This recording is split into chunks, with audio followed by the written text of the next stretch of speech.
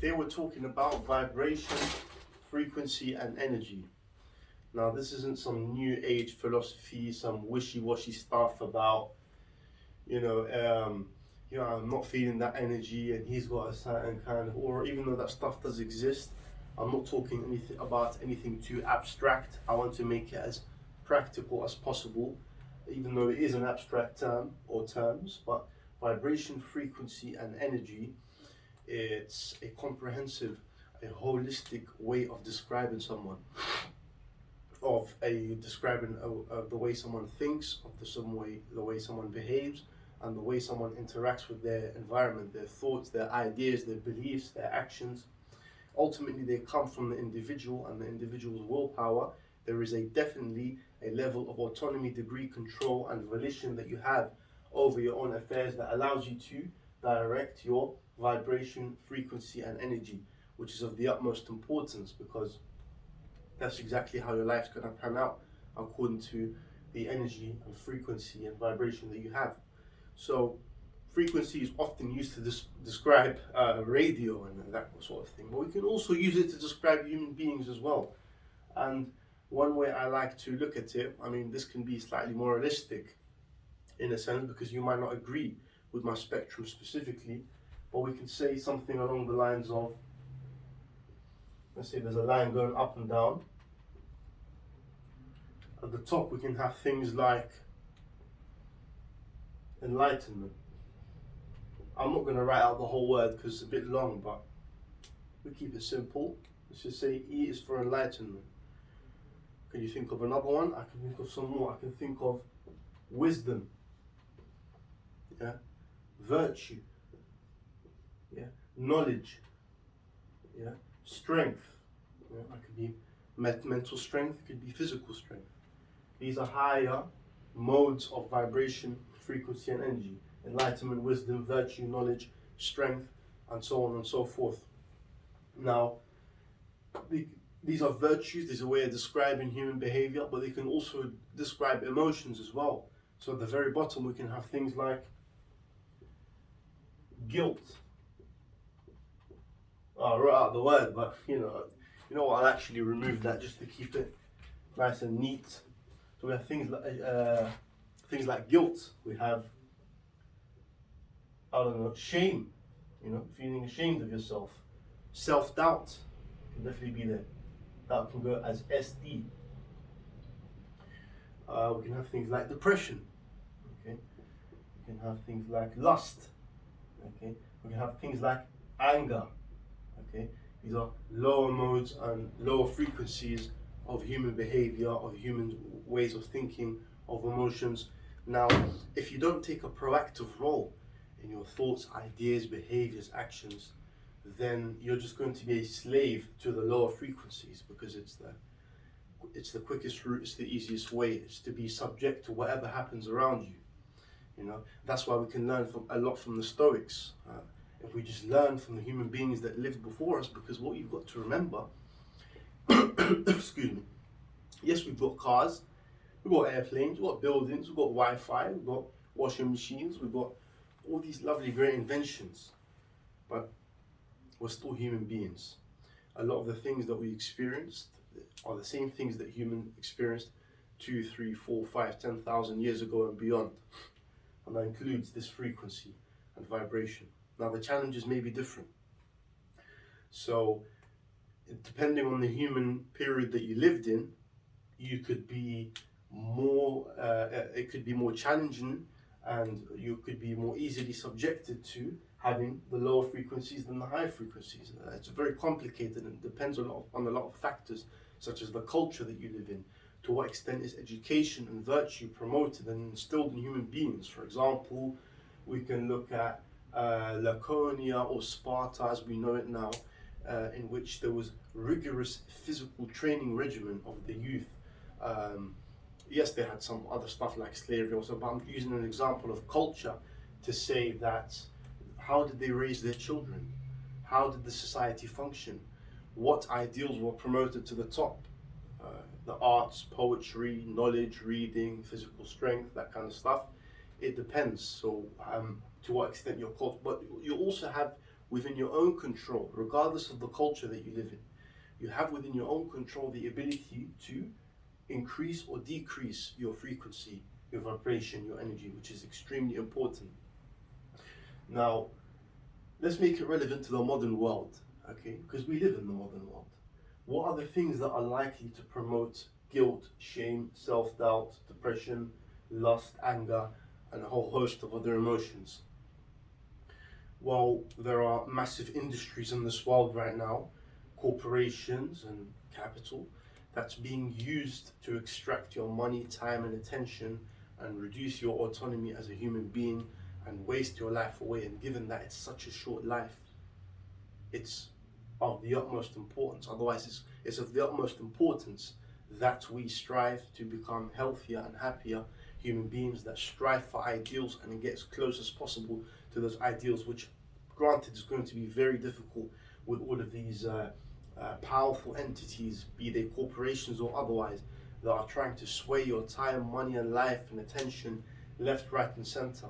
So we want to reach a higher frequency, and in the modern world, in the context of the world that we live in, we find that a lot of people are depressed, a lot of people are unhappy, a lot of people go through these negative emotions and lower frequencies due to, as I said, the corporations. For example, the food industry, and how powerful it is and how abundant it is and how much advertising is spent to alter you and manipulate you psychologically to become addicted to poison for your body, and what poisons your body also poisons your mind, and the poisons of the mind.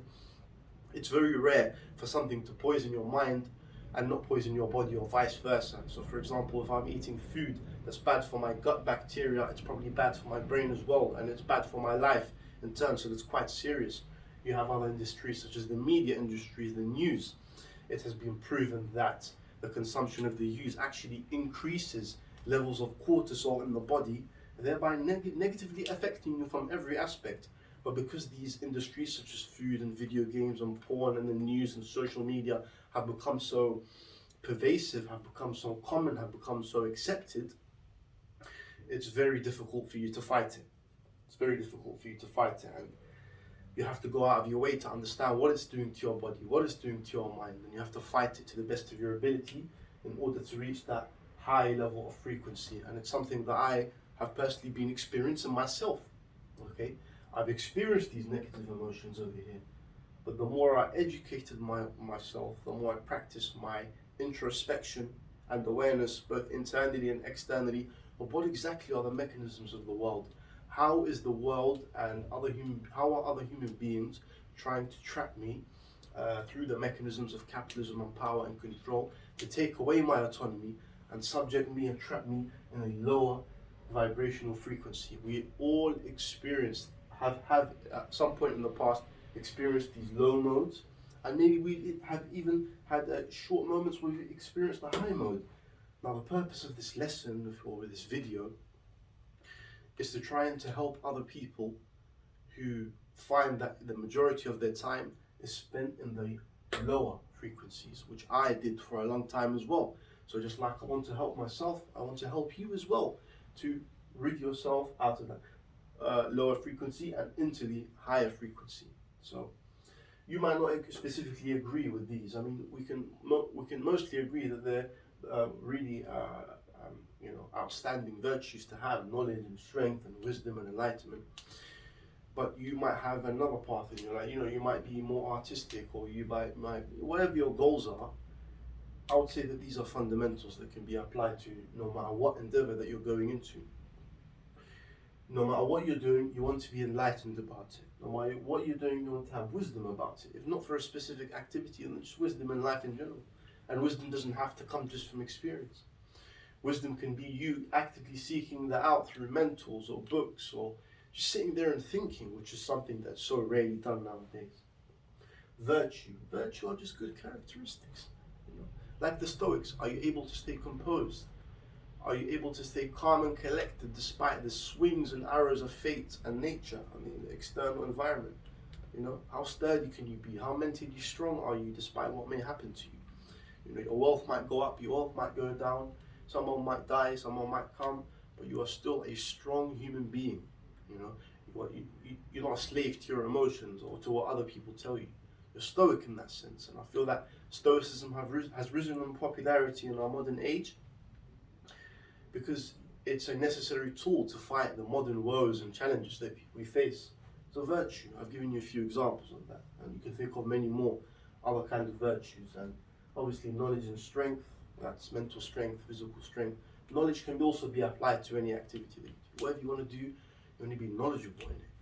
And don't think that you watching a TikTok video or you sitting down wasting time with someone not very valuable talking for hours or this and that. No, the acquisition of knowledge requires discipline, requires repetition, requires concentration, requires focus in order for that knowledge to be absorbed into your body, in order for you to live that knowledge, because knowledge is not just some letters on a paper. Knowledge needs to be practical. Knowledge needs to be something that runs through your veins. But that kind of knowledge is going to be something that's very difficult to do if you're constantly distracted or you have a terrible attention span, because you need to be able to concentrate, as I said, in order for that knowledge to be absorbed. So knowledge is extremely important as well. We want to be a society of knowledgeable people. We don't want to be a society of people who are individualistic and selfish and ignorant, so to speak. So it's very important. I mean, look, unfortunately, as I said, a lot of the people are on the lower frequencies. We want to reach the higher frequencies.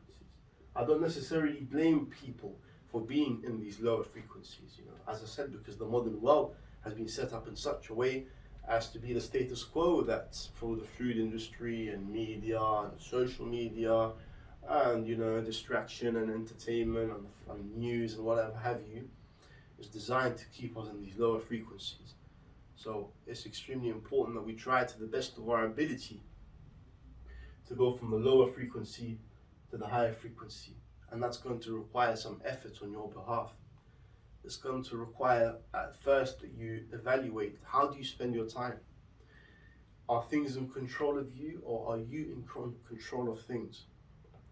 Because you don't necessarily have to be the most successful, you don't have to be necessarily the richest, most famous, powerful person in order for you to reach this higher vibrational frequency energy.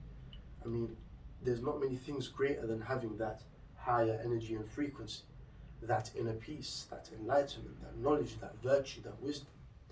But these are ways of describing a human being and how that human being lives and how that human being thinks.